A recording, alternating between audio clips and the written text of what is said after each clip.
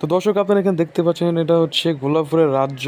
মানে কত পরিমাণে যে গোলাপ ফুল, আপনার মাথা নষ্ট হয়ে যাবে। আপনারা যদি এই জায়গায় না এসে থাকেন তবে জীবনে বিশাল লস করবেন। খুবই সুন্দর একটা জায়গা, মানে গোলাপ ফুলের পৃথিবী বলা হয় যাকে, গোলাপ গ্রাম। তো কিভাবে আসবেন এখানে, কত টাকায় গোলাপ পাওয়া যায় এবং গোলাপ ফুলের যে বাগান রয়েছে খুবই সুন্দর, এখানে ঢুকতে কত টাকা প্রয়োজন তা আমি বিস্তারিত জানাবো আপনাদের এই ভিডিওতে।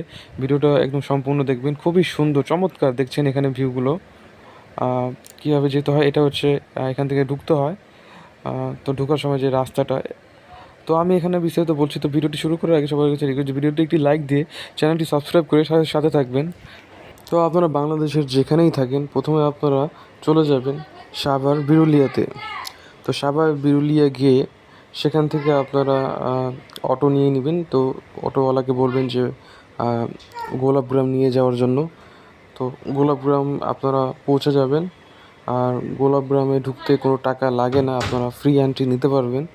কিন্তু যে এখান থেকে আপনারা মানে গোলাপ কিনতে পারবেন 50টা 20 টাকায়।